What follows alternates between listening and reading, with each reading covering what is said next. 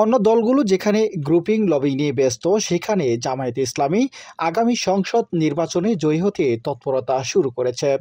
শুধু নির্বাচনী মাঠ নয়, দলটি তাদের প্রার্থীদের নামও ঘোষণা করতে শুরু করেছে। নির্বাচনী প্রস্তুতির ধারাবাহিকতায় শেরপুরের 3টি সংসদীয় আসনে এবার জামায়াতের চূড়ান্ত প্রার্থীদের নাম সামনে এসেছে।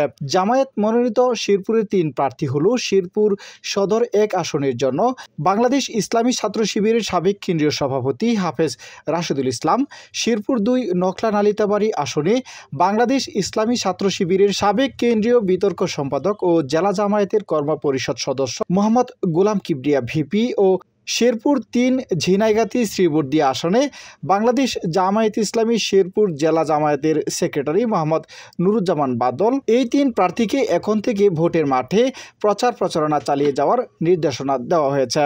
পাশাপাশি উপজেলা ও ইউনিয়ন পর্যায়ের নেতাকর্মীদের মাঠ চষে বেড়ানোর জন্য নির্দেশনা দেন। মঙ্গলবার রাতে শেরপুর জেলা জামায়াতের প্রচার বিভাগের পক্ষ থেকে এসব তথ্য নিশ্চিত করেছে দলটি। জামায়াতের এ ঘোষণায় শেরপুরের নেতাকর্মীদের মাঝে উৎসব উদ্দীপনা শুরু হয়।